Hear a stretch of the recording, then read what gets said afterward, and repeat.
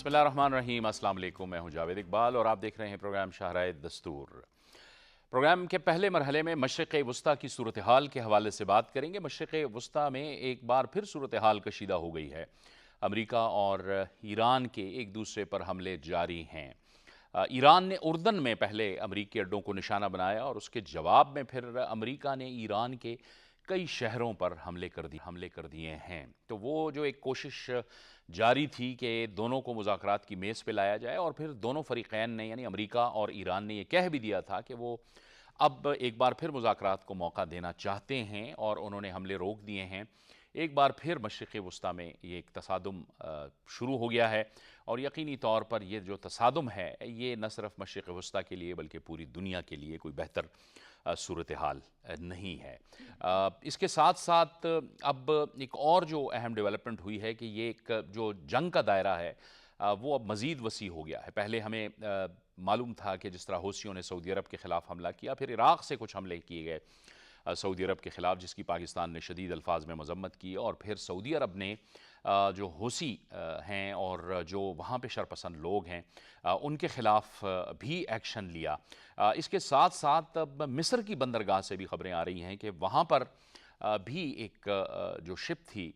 اس پہ 2 ڈرون حملے کیے گئے تھے، اور ان ڈرون حملوں کے بعد ان شپس میں آگ لگ گئی تھی۔ بہرحال یہ جو ایک صورتحال ہے اس پر پاکستان نے تشویش کا اظہار کیا ہے، اور آج دفتر خارجہ نے جو بریفنگ دی ہے اس میں ان کا کہنا تھا کہ اس وقت جو مشرق وسطیٰ میں سیکیورٹی کی صورتحال ہے وہ یقینی طور پر درست صورتحال نہیں ہے، وہ صحیح صورتحال نہیں ہے۔ پاکستان کو اس پر تشویش ہے، اور پاکستان کوشش کر رہا ہے کہ جو اسلام آباد مفاہمتی یادداشت پر دستخط ہوئے تھے اس پر دونوں فریقین کو ایک بار پھر لانے کی کوشش کی جا رہی ہے۔ یقینی طور پر یہ ایک مشکل صورتحال ہے مشرق وسطیٰ کی۔ اس کے ساتھ ساتھ آج کچھ اور اہم معاملات پر بھی دفتر خارجہ کے ترجمان نے بات کی۔ دفتر خارجہ کے ترجمان نے جو مختلف جو پاکستان ٹی وی ہے، جو پاکستان کا اسٹیٹ انگلش ٹی وی ہے، اس پر پابندی لگائی گئی ہے بھارت کے اندر۔ اس کے ساتھ ساتھ جو ڈیجیٹل ہے اس پہ بھی پابندی لگائی گئی، بہت سے جو دیگر سوشل میڈیا اکاؤنٹس ہیں ان پر بھی پابندی لگائی گئی۔ تو پاکستان نے اس فیصلے کو بھارت کی طرف سے ایک مضحکہ خیز فیصلہ قرار دیا ہے، بلکہ پاکستان نے عالمی تنظیموں اور میڈیا تنظیموں سے یہ مطالبہ کیا ہے کہ وہ بھارت کے اندر اس وقت جو اظہار رائے پر پابندی کی صورتحال ہے وہ اس کا نوٹس لے، اور بھارت کے خلاف جو ہے وہ ایکشن بھی لے، اقدامات بھی کیے جائیں۔ تو پروگرام کے پہلے مرحلے میں ہم ان تمام معاملات پر بات کریں گے۔ اسٹوڈیو میں یکارہ میں جوائن کر رہے ہیں، تعارف کروا دوں، ملک منظور احمد ہمارے ساتھ موجود ہیں، نازیہ مصطفیٰ ہیں، بابر گورسی ہیں، اور قربان بلوچ۔ آپ چاروں کا بہت شکریہ، آپ کو خوش آمدید کہتے ہیں۔ ملک منظور صاحب، یقینی طور پر صورتحال مشکل ہے، لیکن پاکستان جو ہے وہ ایک تو اپنی جو کوششیں ہیں، جو سفارتی کوششیں ہیں، وہ ہمیشہ سے کمٹمنٹ کے ساتھ آگے بڑھاتا ہے، اور ایک بار پھر جیسے کہ ترجمان نے بھی کہا ہے کہ پاکستان جو ہے وہ اس وقت بیزی ہے کہ دوبارہ سے ایم او یو کے تحت ان فریقین کو میز پر لایا جائے۔ جی بہت شکریہ جوید صاحب۔ دیکھیں، مشرق وسطیٰ ایک بڑی جنگ کے دہانے پر ہے، اور یہ جو بڑھتی کشیدگی اور تصادم ہے، اس سے ایک انسرٹنٹی جو ہے وہ بڑھ رہی ہے، سیکیورٹی خدشات بڑھ رہے ہیں۔ پاکستان کا بڑا اصولی موقف ہے کہ جو مکالمہ ہے، مذاکرات ہے، اور جو پرامن سفارتکاری اس کو موقع ملنا چاہیے، اور جو ریسٹینٹ ہے، دونوں جو فریقین اسٹیک ہولڈر ہیں، وہ جب تک میکسیمم ریسٹینٹ کا مظاہرہ نہیں کریں گے تو یہ مسئلہ حل نہیں ہوگا۔ اور ترجمان دفتر خارجہ بالکل درست کہا کہ پاکستان پر امید بھی ہے اور پاکستان ڈٹرمنٹ بھی ہے کہ جو وے فارورڈ ہے وہ ہے اسلام آباد ایم او یو۔ تو دونوں جو فریقین ہیں وہ اسلام آباد ایم او یو پہ صحیح معنوں میں عمل درآمد کریں تو اس جنگ کا مکمل خاتمہ ہو سکتا ہے، کیونکہ یہ جو دونوں اطراف سے جوابی کارروائی ہے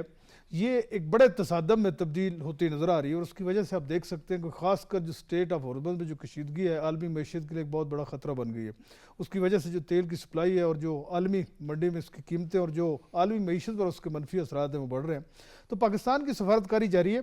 آج اسی عزم کا اظہار کیا ترجمان دفتر خارجہ نے کہ پاکستان بیک ڈور ڈپلومیسی بھی کر رہا ہے، دونوں ممالک کی قیادت کے ساتھ رابطے میں ہے،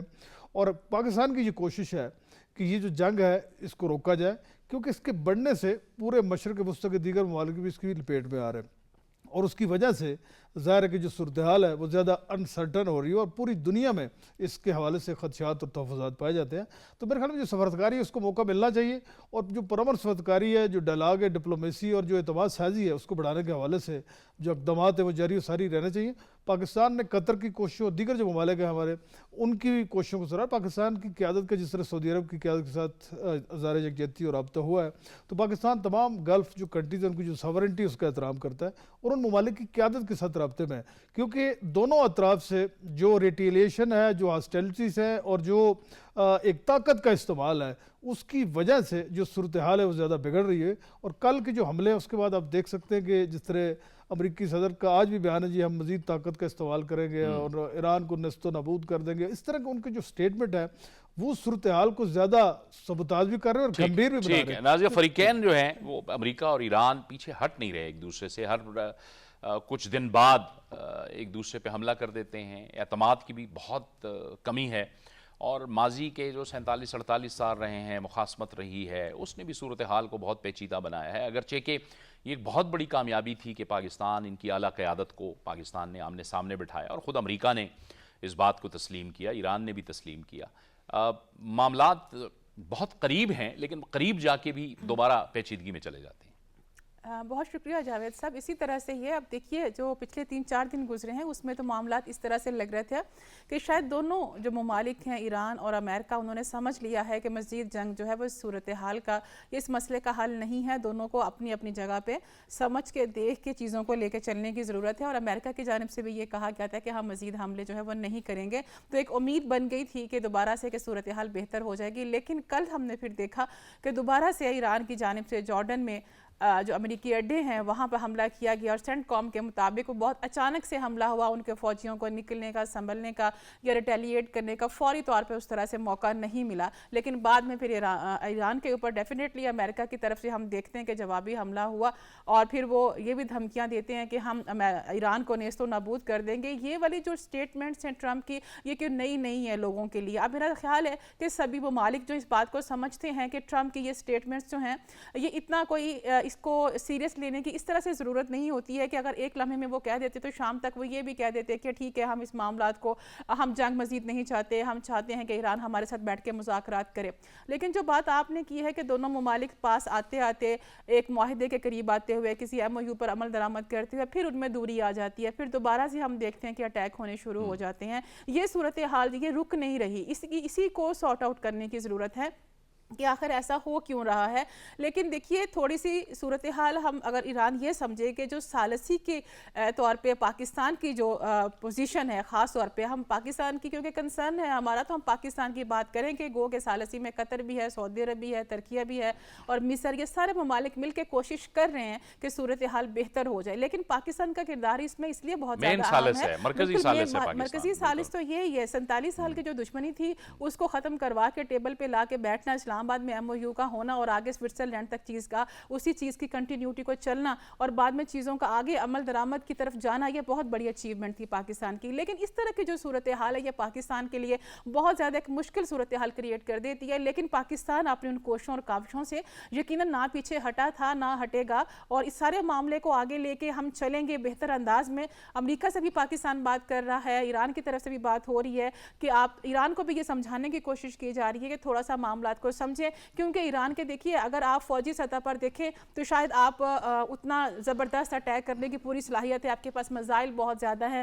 آپ اٹیک کر سکتے ہیں, آپ کر رہے ہیں, لیکن بہرحال انفراسٹرکچر کو نقصان ہو رہا ہے, عوام کا نقصان ہو رہا ہے. اور بابر یہ احساس جو ہے وہ ایران میں بھی ہونا چاہیے اور دوسری طرف امریکہ میں بھی ہونا چاہیے, کیونکہ وہ پھر مڈ ٹرم الیکشن کی طرف آگے بڑھ رہے ہیں اور وہاں بھی مشکلات ہیں, مہنگائی ہے اور ظاہر ہے ڈونلڈ ٹرمپ کے لیے مشکلات تو ہیں نا.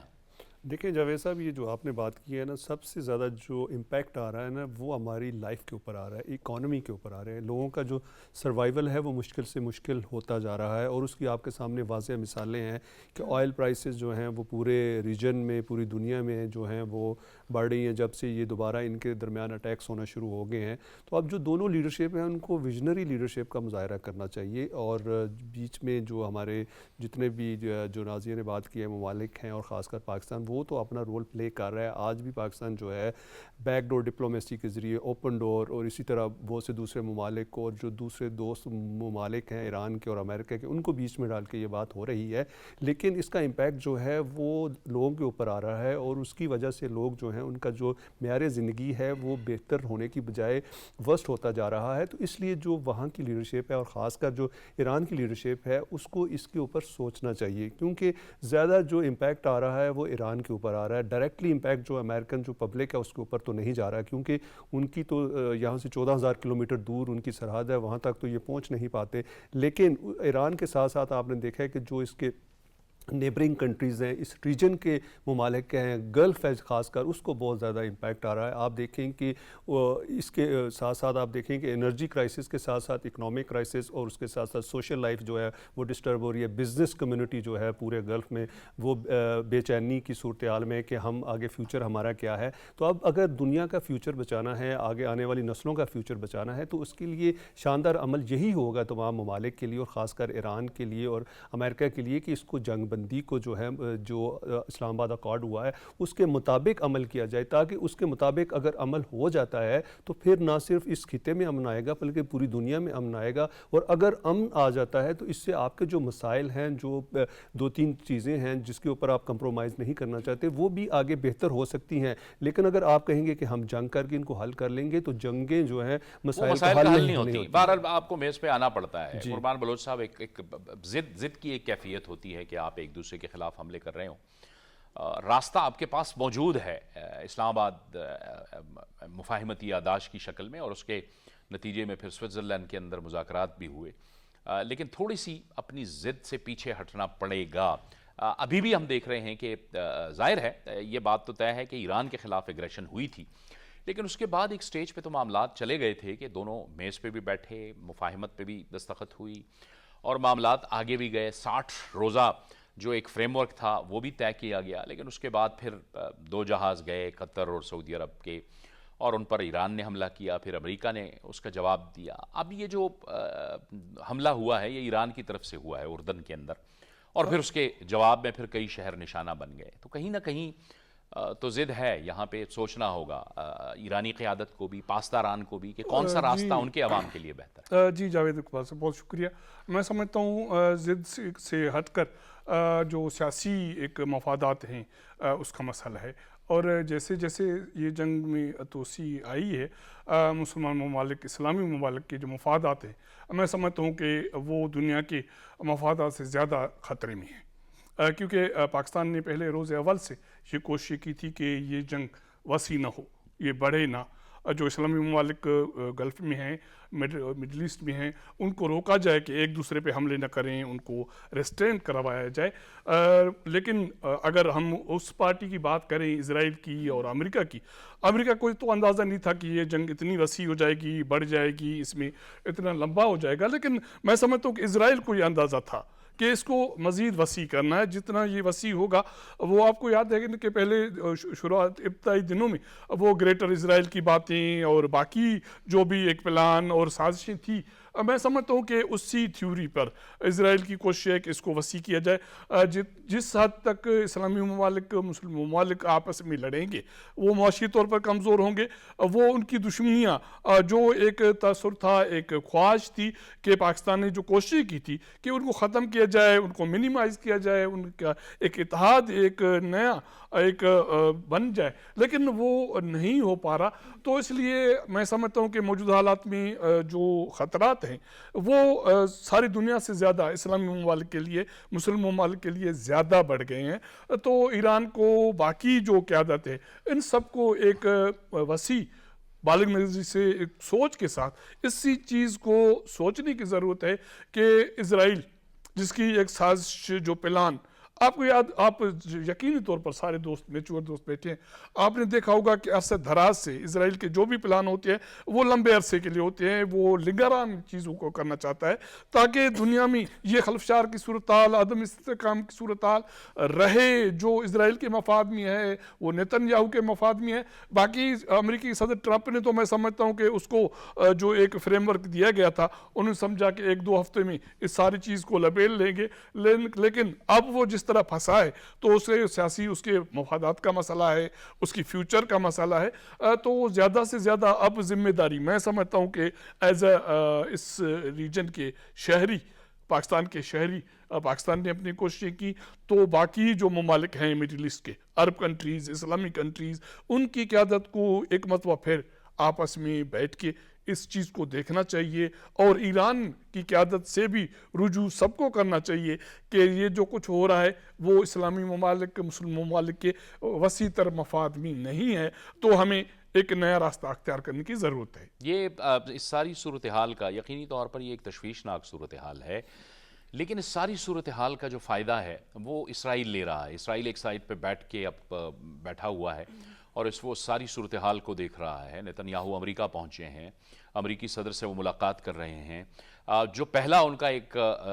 خواب تھا اس کا کہ شاید وہ گریٹر اسرائیل بنا پائے گا، وہ گریٹر اسرائیل تو نہیں بن پایا جو اس کے پلان تھے۔ پاکستان نے امریکہ اور ایران کے درمیان ثالثی کروا کے ان کا جو پلان تھا، جو خواب تھا، اس کو تو چکنا چور کر دیا۔ پھر ہم دیکھتے ہیں کہ پاکستان نے انگیج کیا اس ایم او یو سے پہلے، اور ان مذاکرات کے حوالے سے پاکستان نے چین کے ساتھ بھی مشاورت کی، وہاں سے بھی ایک 5 نکاتی ایک پلان آیا، اس کو بھی انکارپوریٹ کیا گیا۔ پھر اس کے ساتھ ساتھ پاکستان نے جو 3 دیگر جو ممالک ہیں اور 4 وزرائے خارجہ، یعنی پاکستان، سعودی عرب، ترکیہ، مصر، ان کو بھی ملا کے ایک اہم مشاورت کی ہے، تو اہم کردار ہے۔ اور اس کے ساتھ ساتھ جو پوسٹ وار کی اگر ہم صورتحال دیکھیں تو اس میں بھی ایک نئے سیکورٹی سٹرکچر کو ہم دیکھ رہے ہیں۔ تو یہاں پہ جو اس وقت پاکستان نے آج سے 1 سال پہلے بھارت کے ساتھ جو کچھ کیا، بھارتی جارحیت کے خلاف جو کچھ کیا پاکستان نے، اور وہ پوری دنیا کو معلوم ہے کہ کس طرح اس کو شکست ہوئی، اور اس کے بعد سے بھارت کو سکون نہیں مل رہا، تو اس کو پتہ چل چکا ہے کہ وہ روایتی جنگ میں تو پاکستان کا مقابلہ نہیں کر سکتا، تو وہ اپنے پراکسیز کے ذریعے، افغانستان کے ذریعے، دہشت گردوں کے ذریعے پاکستان کو عدم استحکام کا شکار کرنا چاہتا ہے۔ اور ہم دیکھ رہے ہیں کہ خیبر پختونخوا کے اندر حملوں میں اضافہ ہوا، بلوچستان کے اندر حملوں میں اضافہ ہوا، آج بھی خبر آئی بلوچستان کا جو کیچ علاقہ ہے اس میں ناصر آباد کا علاقہ ہے، اس میں 6 مزدوروں کو فتنہ ہندوستان نے اغوا کیا پہلے، اور اس کے بعد ان کو شہید کر دیا گیا۔ ان مزدوروں میں 4 کا جو تعلق تھا وہ پنجاب سے تھا اور 2 کا تعلق خیبر پختونخوا سے تھا۔ تو سپوائلر جو ہیں وہ موجود ہیں، یعنی مڈل ایسٹ کے اندر اسرائیل ایک سپوائلر ہے ملک صاحب، اور اس ریجن کے اندر بھارت ہے، اور ان کا ایک گٹھ جوڑ بھی ہے۔ بالکل آپ نے درست کہا، یہ دنیا کے واحد 2 ملک ہیں جن کے علاوہ پوری دنیا کی قیادت نے پاکستان کے ثالثی کی کوششوں کو سراہا ہے۔ یہ 2 ملک ہیں جو ہمیشہ ایک سپائلر کا کردار ادا کرتے ہیں، اور جس طرح آپ نے بالکل درست کہا کہ 1 سال پہلے مارکہ حق میں جس طرح ہماری افواج نے عبرتناک شکست دی ہے بھارت کو اور ایک دفاعی برتری کا عملی مظاہرہ کیا، اب اس سے خائف ہو کے جو پراکسیز کے ذریعے ایک عدم استحکام پیدا کرنے کے لیے اور انوسینٹ لوگوں پہ جو حملے اور ایک سپانسر ٹیررزم ہے، اس میں براہ راست بھارت شریک ہے۔ تو یہ پوری دنیا کو اس بات کا ادراک ہے کہ بھارت خطے میں امن اور استحکام کا مخالف ہے۔ اب اس ساری صورتحال میں ہم دیکھیں کہ امریکہ اور ایران کے درمیان جب مسالتی کوششیں پاکستان کر رہا تھا تو بھارت کی قیادت کو پوری دنیا میں رسوائی کا سامنا کرنا پڑا۔ تمام بین الاقوامی پلیٹ فارم پر جو ایک ڈپلومیٹک آئسولیشن کا سامنا بھارت کو کرنا پڑ رہا ہے، اندرونی اور بیرونی آپ ان کے دیکھ لیں کہ کس طرح وہ عدم استحکام کا شکار ہے۔ وہاں جس طرح کے مظاہرے ہوئی ہیں، جس طرح ان کے وزیر تعلیم کو استعفیٰ دینا پڑا، اور اس کے علاوہ جو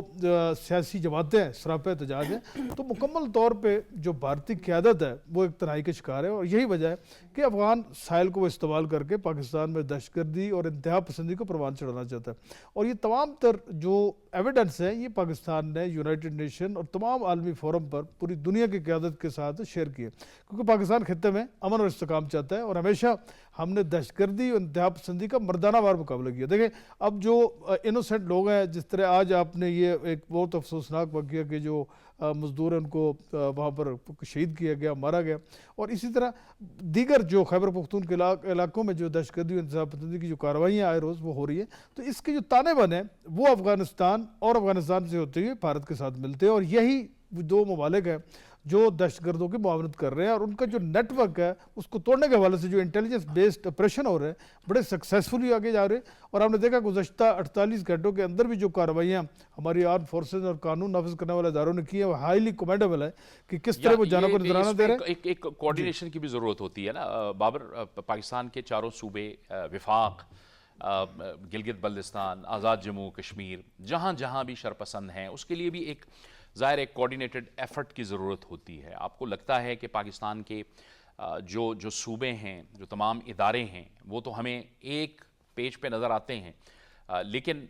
खैबर पख्तूनख्वा के अंदर आपको क्या लगता है कि वहाँ पे कोई एक सीरियसनेस दिखाई देती है? क्योंकि ज़ाहिर है वहाँ पे भी अफ़गानिस्तान के साथ बॉर्डर है, बलूचिस्तान के साथ बॉर्डर है, बलूचिस्तान की हुकूमत विफाक के साथ ताउन कर रही है, विफाक उनके साथ ताउन कर रहा है, खैबर पख्तूनख्वा में भी विफाक जो है वो ताउन कर रहा है, लेकिन एक कोऑर्डिनेटेड एक कोऑर्डिनेशन होती है, एक पॉलिटिकल विल होती है, अवाम को अपने साथ लेके चलना पड़ता है। जी देखें जावेद साहब, जो भी चीज़ें होती हैं वो पॉलिटिकल विल के बगैर जो हैं सॉल्व नहीं होती। जब तक पॉलिटिकल क़यादत, वहाँ की लोकल क़यादत, वहाँ की लोकल एडमिनिस्ट्रेशन जो है वो आपके साथ होगी तो आप चीज़ों को सॉल्व कर सकते हैं। जिस तरह आपने बात की कि तमाम सूबों की जो पॉलिटिकल क़यादत है, चीफ मिनिस्टर्स हैं, इसी तरह जो सियासी पार्टियाँ हैं, सियासी वर्कर हैं, उनकी जो मेन स्ट्रीम लीडरशिप है, फिर आप सेकेंड लेयर की, थर्ड लेयर की, वो तमाम की तमाम जो है कानून नाफिज करने वाले और सिविल आर्म फोर्सेस से ताउन करते हैं, बल्कि उनके लिए आगे जाके लड़ते हैं और उनको बताते हैं कि यहाँ पे ये चीज़ें हो रही हैं,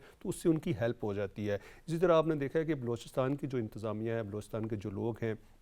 आर्म फोर्सेस के साथ खड़े हैं, इसी तरह सिंध के भी हैं। अभी आप देखेंगे जो KPK की जब हम बात करते हैं तो KPK की जो इस वक्त पॉलिटिकल क़यादत है वो सही तरह से सिविल आर्म फोर्सेस का साथ नहीं दे रही, और उसकी बुनियादी वजह ये है कि जो उनका नैरेटिव है वो अपने लीडर की तरह का है कि जी हम इनसे मुज़ाकरात करते हैं, लेकिन मुज़ाकरात तो हमने कितनी दफ़ा कर लिए, मुज़ाकरात कर कर के हम जहाँ कर तक पहुँचे, अगर हम पहले दिन मुज़ाकरात ना करते तो आज हमें ये हालात ना देखना पड़ते। अब जहाँ की जो KPK की जो पॉलिटिकल लीडरशिप है उनको ये चाहिए कि अपने जो भी इख्तलाफात हैं वो रियासत के साथ हैं, आपके इस्टेब्लिशमेंट के साथ हैं, आपके प्राइम मिनिस्टर के साथ हैं, प्रेसिडेंट के साथ हैं, उनको आप हल कर सकते हैं। लेकिन जब आपके ऊपर, आपकी सरहदों के ऊपर जो प्रॉक्सीज हैं, जो अफ़गानिस्तान के ज़रिए जो इंडियन स्पॉन्सर टेररिज्म है, वो आकर यहाँ पे आपके जो जवान हैं सिविल आर्म फोर्सेस के सिविलियन लोगों को जिस तरह आज आपने देखा है शहीद करते हैं, तो उसके लिए आपको जो है सोचना पड़ेगा। अगर आप सामने नहीं आएंगे, आपकी वहाँ के जो लोकल जो इंतज़ामिया है, इंतज़ामिया के साथ साथ आपकी जो लोकल लीडरशिप है वहाँ की, वो सामने नहीं आएगी तो ये मसाइल हल कमिटमेंट की ज़रूरत होती है। आप अपने सियासी इख्तिलाफात बालाए ताक रखते हैं और कौमी मफाद के बुनियाद पे आप फैसले करते हैं। डॉक्टर हामिद अल मशरिकी हमें ज्वाइन कर रहे हैं, इंटरनेशनल उमूर पे नज़र रखते हैं। हामिद अल मशरिकी साहब, आपको खुशामदीद कहते हैं। बात हमने आगाज़ किया था कि इस वक्त मशरिक़ वस्ता के अंदर भी एक बड़ी सूरत हाल जो है वो कशीदा है। हम देखते हैं कि हर कुछ दिन बाद हम एक बार फिर एक दूसरे पर हमला करना शुरू कर देते हैं। कितना जल्दी चाहिए कि दोबारा से इस्लामाबाद जो मुफाहिमती यादाश्त है उसके तहत ये फ़रीक़ैन दोबारा से मिल बैठें, मुज़ाकरात करें और मामलात को बेहतरी की तरफ लेके जाएं, क्योंकि दोनों की जो ज़िद है उससे पूरा खित्ता इस वक्त मुश्किलात में है, बल्कि पूरी दुनिया मुश्किलात में है। बिल्कुल, बहुत शुक्रिया जावेद साहब। बिल्कुल, मैं समझता हूँ कि पाकिस्तान ने जो कलीदी किरदार अदा किया और जिस अंदाज में पूरी दुनिया को एक आलमी जंग से बचाया, इस सीज फायर को मेंटेन करवा कर, उसके बाद इस मुफाहमती यादाश्त की शक्ल में, मैं समझता हूँ this was the biggest break through, जिसको कि अमेरिका को, ईरान को, दोनों फ्रीकैन को बहुत अच्छे तरीके से, एहसन तरीके से उसका फायदा उठाना चाहिए था और चाहिए है। इसके अलावा कोई सूरत नहीं है। देखें, दोनों फ्रीकैन जो हैं, चाहे वो अमेरिका हो जो कि इसराइल के साथ मिलकर लगा हुआ है, और दूसरी जानिब ईरान हो, अपना अपना जोर लगाकर दरअसल दुनिया पूरी को एक ऐसे खतरे से दो चार कर रहे हैं जिसके नताइज बहुत खतरनाक हो सकते हैं, जिसके अंदर मजीद फ्रीकैन शामिल हो सकते हैं, जिसके अंदर मजीद नुकसान हो सकता है। एक चीज है जो कि अभी भी आप देख रहे हैं कि पाकिस्तान समेत बहुत सारे ममालिक की बैक चैनल इंटरनेशनल डिप्लोमेसी की कोशिशें भी जारी हैं। पाकिस्तान की कोशिश है कि हर हालत में आपने हरमुज़ जो है वो दोबारा खुल जाए, और दूसरी जानिब से जो अमेरिका की शिद्दत अटैक्स में आई हुई है, आपने देखा कि कल नेतन्याहू ने जो अमेरिका का विजिट किया, तो उसके नतीजे में एक बार फिर वही बात नजर आई कि नेतन्याहू जो है वो एक ऐसी दलदल में घसीटना चाह रहे हैं एक बार फिर कि अमेरिकन जो हैं वो अपने फौजी उतार दें खाराक के जजीरे में और बंदर अब्बास पे, और एक कोई लिमिटेड सा ग्राउंड ऑपरेशन की बात की गई। ये बहुत खतरनाक है। दूसरी जानिब ईरान को ये समझना होगा कि किसी भी हालत में, चाहे वो होती बागीज हो या कोई भी जो है वो ईरानी सपोर्टेड फैक्टर हो, अगर वो सऊदी अरब पर या किसी भी हम दोस्त मुल्क के ऊपर अटैक करेगा या उनके ऊपर वायलेशन करेगा, तो उसके नतीजे में वो जो उसको हमायत मिली थी खित्ते में ईरान को, पाकिस्तान, चाइना, तुर्की और पूरी दुनिया की, कि जी इसके ऊपर यूनिलैटरल अटैक हुआ है, वो हमायत से महरूम होता जाएगा। और इस हवाले से पासदाराने इनकलाब को बहुत बेहतर और सोच समझ कर अपने टारगेट्स चूज करने होंगे जब वो जवाबी कार्रवाई का कहते हैं। और एक चीज आप देख रहे हैं जावेद साहब कि वो ये कि खुद अमेरिका के अंदर भी अब बड़ा वाज़े तौर पर एक डिवीजन है, इख्तिलाफ राय है, खुद अमेरिकन एडमिनिस्ट्रेशन के अंदर, अमेरिकन स्टैब्लिशमेंट के अंदर, अमेरिकन अफवाज के अंदर। सेंटकॉम की एक रिपोर्ट देख लें तो पीट हेग्जिट जो हैं वो किसी और तरफ हैं, जबकि जो आर्मी चीफ हैं जॉन कैनन वो और तरफ हैं। तो ये सूरत हाल है कि उनको एक चीज का बड़ी वाज़े तौर पर अमेरिकन जो जॉइंट चीफ्स हैं और अफवाज हैं उनको अंदाजा है कि जमीनी फौज उतारना या इस फिजाई हमले में मजीद शिद्दत लाना, इस अटैक को इंटेंसिफाई करते जाना, इवेंचुअली खुद अमेरिका के जितने भी टारगेट्स हैं वो चाहे वो अमरीकी अड्डे हों या अमेरिकन शिप वेसल्स हों, वो एक सॉफ्ट टारगेट बनते जाएंगे। और ईरान की रिटेलिएशन की शक्ल में जब अमरीका के फौजियों का जानी नुकसान होगा तो अमेरिकन पब्लिक की तरफ से बहुत बड़ा रिएक्शन आएगा, जो कि अभी आ भी रहा है। महंगाई की शक्ल में अवाम बड़े परेशान है, वहां पर पूरी दुनिया को इसकी कीमत चुकानी पड़ रही है, स्टॉक एक्सचेंजेस क्रैश कर रही हैं। और एक छोटी सी चीज आपको बताता चलूं कि जो ईरान की तरफ से ये जो बात हो रही है कि जी अगर ये बड़ा तो हम बाबुल मंदब भी बंद करेंगे, हम जो इंटरनेट केबल जो दुनिया का 80% केबल का इन्हिसार है आपने हुर्मुज़ पर, उसको भी हम डैमेज कर सकते हैं। सो दोनों तरफ से जो एक्सट्रीम थ्रेटनिंग भी की जा रही है ये बड़ी डेंजरस है। मेरा ख्याल है कि सेंस मस्ट प्रिवेल। पाकिस्तान की कोशिशें जारी हैं, लेकिन पाकिस्तान की कोशिशें तभी बराबर होंगी जब दोनों तरफैन की तरफ से कुछ होशमंदी की बात की जाएगी। उसके बिना सूरत हाल बहुत मुश्किल होती नजर आ रही है। जी हामिद अल मशरिकी साहब, लेकिन ये सूरत हाल इसलिए भी बहुत अब पेचीदा हो गई है कि एक तो हौसियों की तरफ से सऊदी अरब के खिलाफ काबिल मजम्मत हमले किए गए, और फिर ये मामला मिस्र की बंदरगाह तक पहुंच चुका है, वहाँ पर भी कुछ इतलात आ रही हैं कि ड्रोन हमले किए गए हैं। फिर इराक़ से काबिल मजम्मत हमले किए गए सऊदी अरब के ख़िलाफ़, सऊदी अरब ने उसको रिटेलिएट भी किया और बड़ा शदीद रिटेलिएट किया है। तो ये बहरहाल एक सूरत हाल को मज़ीद पेचीदगी की तरफ लेके जा रहा है, और ये किसी भी सूरत में न ईरान के लिए बेहतर है और न ही इस खित्ते के लिए बेहतर है और न ही अमेरिका के लिए बेहतर है। जी बिल्कुल जावेद साहब, देखिए सबसे खतरनाक बात जब ये जंग शुरू हुई फरवरी में, तो उसके बाद हम हमेशा से यही बात करते हैं कि इस जंग का फैलाव जो है वो बहुत खतरनाक होगा, और जिस दिन जितनी फैलती जाएगी जंग उसको समेटना, उसको वापस नॉर्मलाइज करना इंतहाई मुश्किल होता जाएगा। और बिल्कुल यही सूरत हाल है जैसे इजिप्ट के हवाले से और इराक की तरफ से जो अटैक की बात हो रही, सऊदी अरब ने रिटेलिएट किया, उसके बाद हूतियों का बाबुल मंदब को बंद करना या उनके ऊपर अटैक करना सऊदी, ये नाकाबिले कबूल है। और जो मैं बार बार बात कर रहा हूँ कि इस तरह की कार्रवाइयों के नतीजे में वो ईरान जिसको बड़ी वाज़े तौर पर खित्ते में अरब ममालिक समेत बाकी मुस्लिम दुनिया की भी हमायत हासिल थी, उस हमायत से वो महरूम हो जाएंगे। और वो जो है ईरान इस तरह की कार्रवाइयों को जस्टिफाई नहीं कर सकता। और पासदाराने इनकलाब को ये देखना होगा, जैसे कि आप भी जानते हैं कि खुद ईरान के अंदर भी दो तरह की एक सोचें या नजरियात हैं, जिसमें एक हार्ड लाइनर्स है जो कि बहुत ज्यादा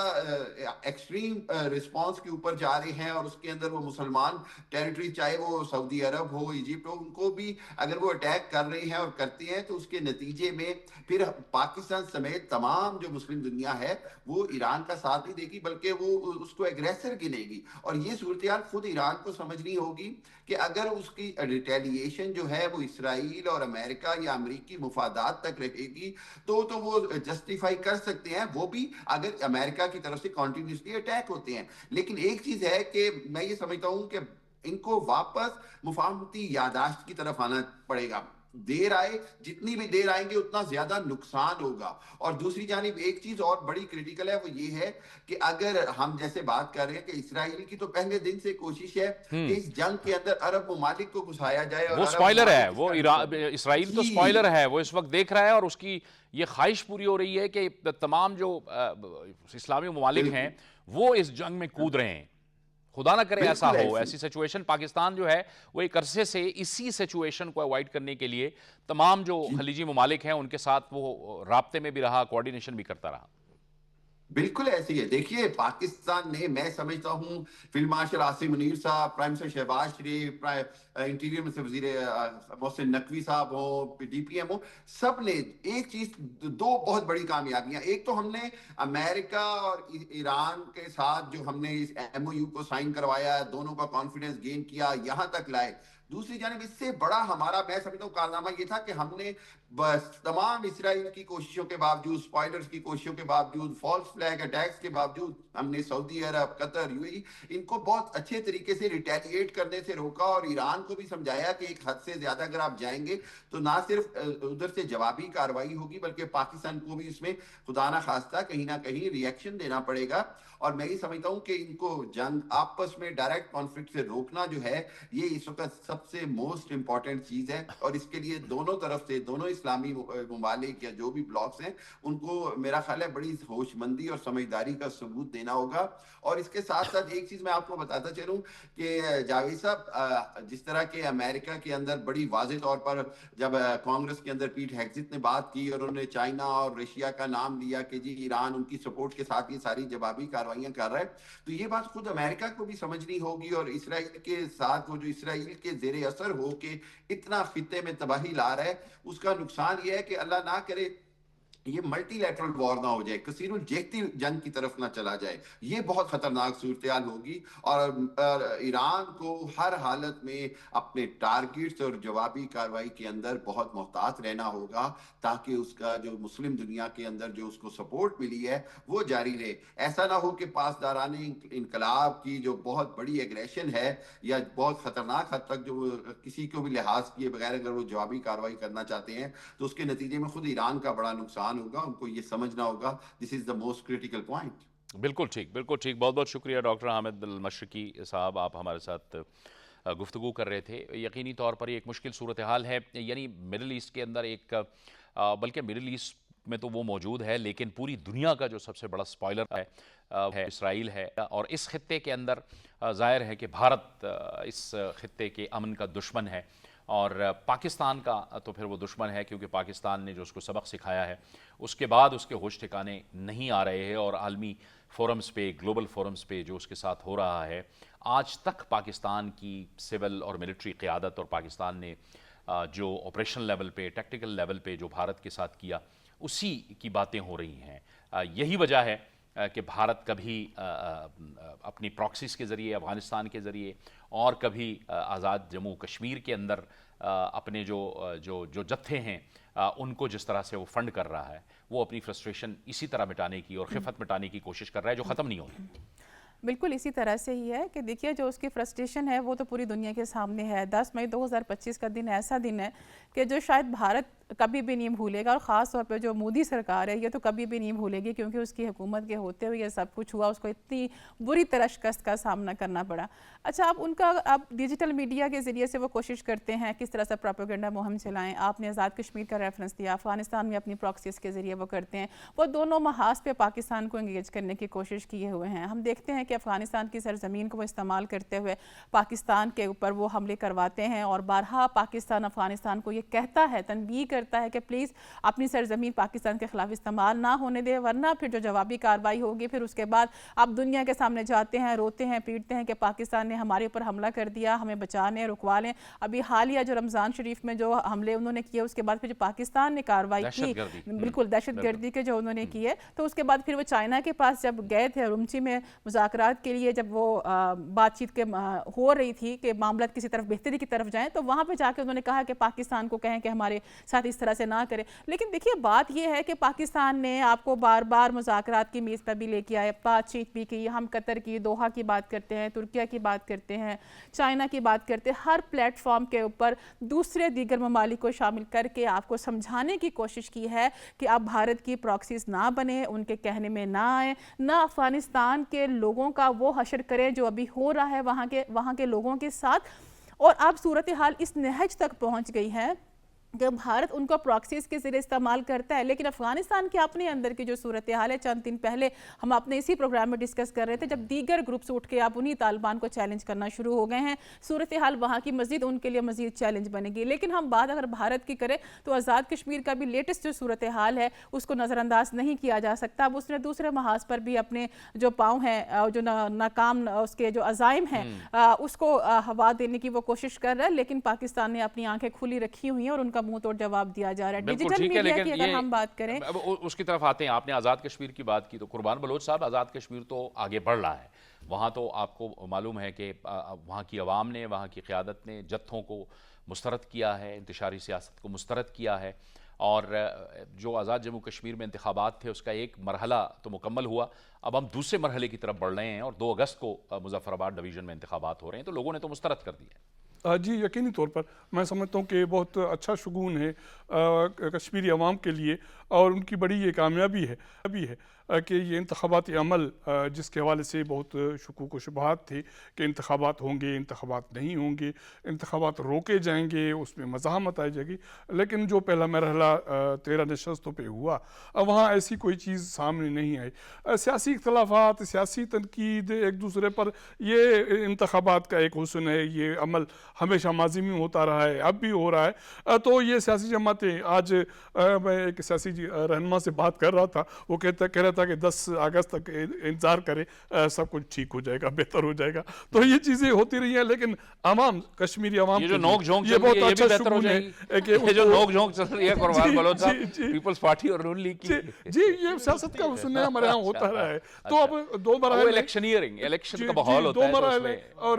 امید ہے، دعا ہے کہ وہ خیر خوبی سے، پرامن طریقے سے پائے تکمیل کو پہنچے اور کشمیری عوام اپنے فیوچر کا، اپنے سیاست کا، اپنے اسمبلی کے حوالے سے فیصلے کریں، اور وہ اسمبلی آ کر ان کے مسائل کے حل کے لیے اپنا کردار ادا کریں. یہ بات اب اس لیے بار بار کرتے ہیں کہ ظاہر ہے پھر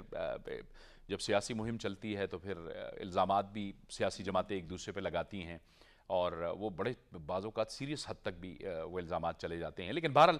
یہ ایک الیکشن کے اندر اپنا ایک ایجنڈا پیش کرنا ہوتا ہے سیاسی جماعتوں کو، جس نے اپنے دور میں کچھ کام کیے ہوتے ہیں تو وہی کام وہ ان کے سامنے رکھتے ہیں. تو میرے خیال میں یہ الیکشن میں یہ چلتا رہتا ہے. میرے خیال میں ملک صاحب جی، میرے خیال میں بالکل یہ جمہوریت کیسا ہے جس طرح بلوچ صاحب نے کہا. اور سیاسی جماعتوں کو دیکھیں، جو انتخابی نتائج ہوتے ہیں اس کی ہار جیت تو ظاہر ایک جماعت نے جیتنا ہے، ایک نے ہارنا ہے. انتخابی نتائج کھلے دل سے تسلیم کرنا چاہیے.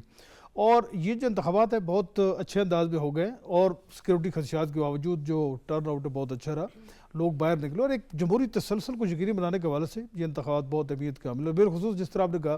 کہ وہ شر پسند عناصر، وہ انتشاری ٹولہ جو وہاں لا اینڈ آرڈر کی سچویشن خراب کر کے اس پورے انتخابی عمل کو سبوتاژ کرنا چاہتا تھا، وہ اپنے مکروہ ایجنڈا میں بالکل ناکام ہو گیا. اور جو ہماری